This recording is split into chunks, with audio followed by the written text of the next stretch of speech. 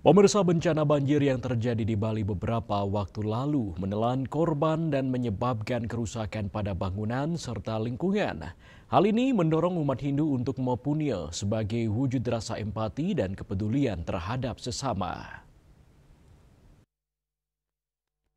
Bencana banjir yang melanda beberapa waktu lalu di Bali telah menumbuhkan rasa kemanusiaan dan solidaritas yang kuat di kalangan umat Hindu di Bali. Motivasi umat Hindu dalam menghadapi bencana ini lahir dari rasa empati yang tulus terhadap sesama dan sebagai wujud dari ajaran agama Hindu yang telah diwariskan turun-temurun. Ketua PHDI Bali Inyoman Kenak mengatakan bahwa nilai-nilai kemanusiaan seperti kasih sayang, empati, dan rasa keadilan adalah kunci dalam menghadapi situasi sulit. Ia pun menjelaskan bahwa mempunyai atau berderma adalah memberikan bantuan tanpa disertai rasa pamrih sebagai suatu kewajiban yang harus dilaksanakan sebagai umat Hindu. Ia juga mengingatkan agar masyarakat mampu menyeimbangkan 3 aspek kehidupan, yakni arta yaitu pendapatan, kama yaitu keinginan, serta dharma yaitu kebajikan. Dengan menyalurkan sebagian rejeki untuk membantu sesama, maka nilai empati dan kepedulian dapat benar-benar diwujudkan. Pertama, paling enggak kita harus bisa mengamalkan dulu nilai-nilai kemanusiaan itu.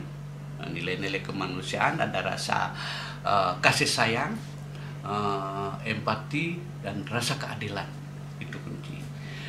Selanjutnya, paling enggak kita bisa mengedukasi ataupun bisa mewujud nyantrakan dari rasa empati itu sendiri, kan gitu, kepada masyarakat. Karena di Bali khususnya dalam hal bencana ini kan itu sudah terbiasa, boleh dikatakan kalau dari turun-temurun rasa atau slogan-slogan yang sering kita dengung-dengungkan di masyarakat itu sebenarnya rasa empati di masyarakat. Paling enggak ada kan sering dengar kata-kata Briuk Sepanggul.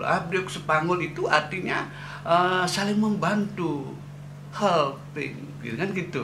Itu bisa ada juga slogan yang mengatakan Tatuan Masih, share. Kita harus bisa memberikan sesuatu kepada lingkungan kita, kepada masyarakat. Dan yang sering juga kita dengar rasa Tatwa Masih itu, kamu adalah aku adalah kamu, segilik seguluk selumlum sebeantake paras-paros sarpana iya, kan gitu.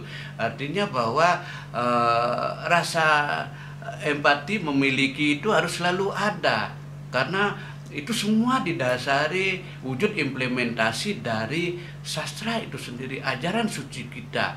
Itu ajaran suci kita bahwa bagaimana kita biar selalu suci.